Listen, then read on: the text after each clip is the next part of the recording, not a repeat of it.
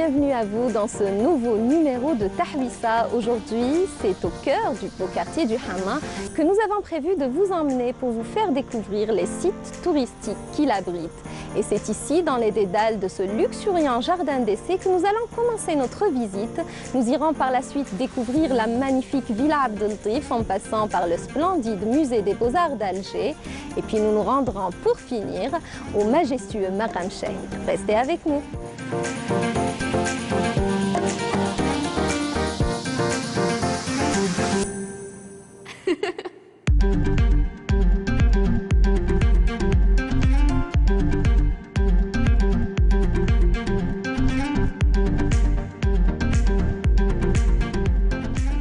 Le 5 juillet 1982, à l'occasion de la célébration du 20e anniversaire de l'indépendance et de la jeunesse, le Musée national du Moudjahid retrace l'histoire de l'Algérie depuis 1830 jusqu'à l'indépendance du pays. Une histoire impressionnante qu'on va découvrir ensemble en découvrant le Musée national du Moudjahid. Restez avec nous.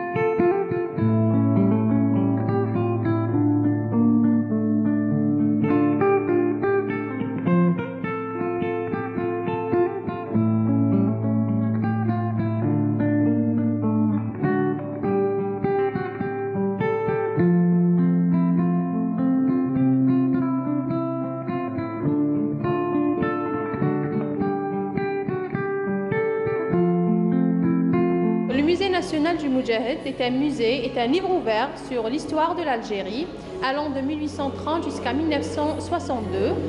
Cette période-là se divise en trois étapes essentielles. La période des résistances populaires armées de 1832 à 1919, la période de la résistance politique ou aussi connue sous le nom de le mouvement national algérien 1919-1954, allant au pavillon de la Révolution nationale 1954 jusqu'à l'indépendance 1962.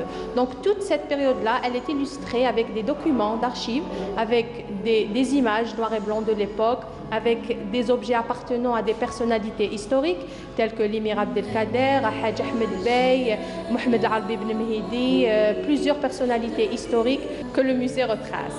On a aussi un pavillon périodique sur lequel on expose des images célébrant des événements. Par exemple, le 17 octobre, la journée nationale de l'immigration, on a des images. C'est à part de la salle d'exposition, c'est à l'entrée du musée. Donc le visiteur aura une idée sur les dates qu'on célèbre, les dates importantes de l'histoire de l'Algérie durant cette période-là. Donc on change cette exposition à chaque fois qu'il y a un événement qu'on célèbre. Il y a aussi un dôme de recueillement où le visiteur peut écouter une récitation du Coran, une récitation permanente. Il y a des versets coraniques, une copie du livre sacré. Et c'est le cœur du sanctuaire du martyr. Il se trouve sous les trois feuilles de palmier de Maqam Chahid, du sanctuaire du martyr, et sous la salle d'exposition du musée.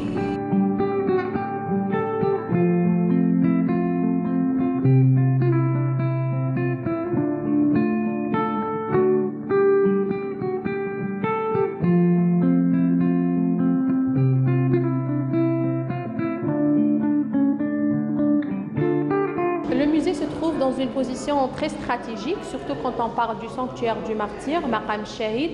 On parle aussi du musée de l'armée, on parle de l'office Riyad el-Fath. Donc il y a plusieurs visites au lieu déjà. Et par conséquent, on a des visites quotidiennes au musée du grand public. Et aussi des visites organisées, si on parle des écoles, des associations ou bien des visites organisées, des délégations officielles. On parle de délégations de haut niveau, de présidents, de ministres, d'ambassadeurs. Donc on reçoit un public très important et très nombreux. Pour la tarification de l'accès au musée, c'est 50 dinars pour le public, c'est gratuit pour les enfants et aussi pour les excursions scolaires.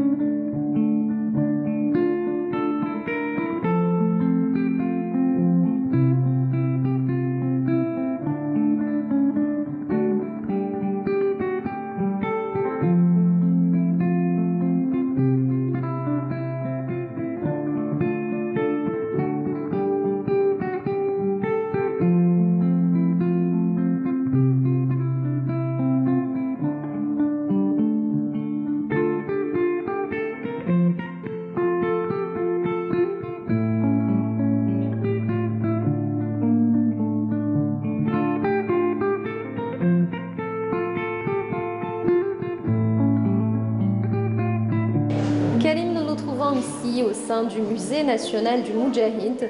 Tu as toi-même grandi dans une famille de révolutionnaires. Que représente pour toi la révolution algérienne? La révolution algérienne, pour moi, c'est ma fierté. Je suis le fils d'un moudjahid de la première heure. Je suis le petit-fils d'un grand shahid. Mon père, que Dieu ait son âme, m'a toujours parlé de la révolution algérienne, m'a toujours dit que la révolution algérienne était un exemple pour tous les peuples qui militent pour leur liberté. Mon père m'a toujours rappelé de l'énorme sacrifice du peuple algérien. C'est un sacrifice, plutôt un sacrifice consenti par le peuple algérien durant la guerre de libération nationale pour le recouvrement de sa souveraineté nationale. Et là, j'aimerais bien vous dire merci pour cette tahwissa. Merci infiniment pour votre émission Soumia Zarouali. Votre émission, c'est un bel hommage à nos villes qui militent par leur histoire, leurs chansons, leur histoire, leur beauté pour exister en toute fierté. C'est le Brésil se vante de son équipe de football et son stade Maracana, et l'Égypte de ses pyramides. Notre chère Algérie peut s'enorgueillir de chaque pierre, de chaque chanson, de chaque enfant construit au néant sans sein, car chaque pierre, chaque chanson, chaque enfant d'Algérie est une civilisation tout entière.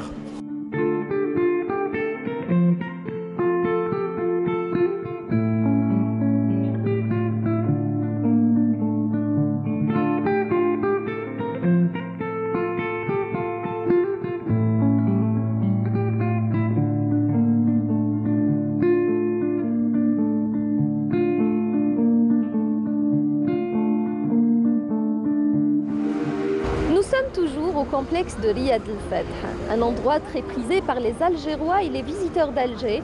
En face de moi, le sanctuaire du martyr, plus connu sous le nom de Maqam Shahid, un édifice majestueux de plus de 92 mètres, érigé en 1982 en la mémoire des martyrs de la Révolution.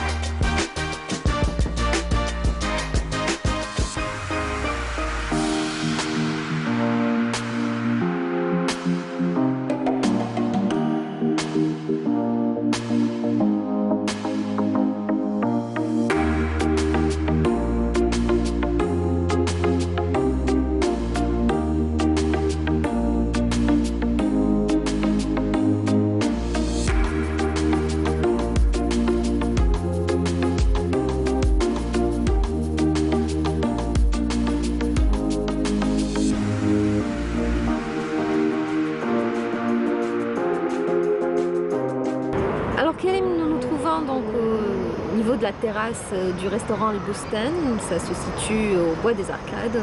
C'est un endroit magnifique. On a un endroit qui surplombe donc la baie d'Alger. C'est assez spectaculaire et c'est peut-être l'endroit propice pour parler de ton livre. Tu viens donc de publier un livre, un roman qui s'intitule Cher Arabe. D'abord, la première question qui me traverse l'esprit, pourquoi ce titre? Shara Arab, parce que tout simplement la plus grande partie des événements ont lieu dans la capitale française Paris, le long du canal Saint-Martin dans le 10e arrondissement, rue Dieu en français. Mais tout a commencé dans une région dans l'intérieur de l'Algérie. C'est la dramatique histoire de Nafissa Banio Qasri, une jeune qui obtient son bac après un contrat mystérieux avec le directeur du lycée dans lequel elle étudiait. Elle s'installe à Alger pour étudier à la fac de droit et sciences administratives. Là, dans la capitale, le lieu de rassemblement de mondes contradictoires et personnes de tous bords, elle découvre un nouveau monde dont on n'avait entendu parler que dans des conversations intimes et secrètes des femmes. La jeune naïve étudiante est attirée dans le piège de ce monde obscur et tombe enceinte. Le père de son enfant est assassiné par un groupe terroriste. Que faire pour s'en sortir? C'est pour cela, je vous invite à lire mon roman, Shara Arab. Donc voilà, et la copie elle est dédicacée. Merci beaucoup Karim. C'est moi. Et comme toute chose a une fin, on arrive à la fin de notre émission. Merci à vous de nous avoir suivis. Merci à l'équipe technique qui m'a accompagnée pour la réalisation de cette émission. Merci à mon invité qui vient de m'offrir son livre. Quant à moi, je profite du calme et de la tranquillité de ce lieu agréable, de ce cadre agréable pour lire le roman, donc Shara Arab. Et puis je vous donne rendez-vous dans 15 jours pour une nouvelle tahwissa. Salam.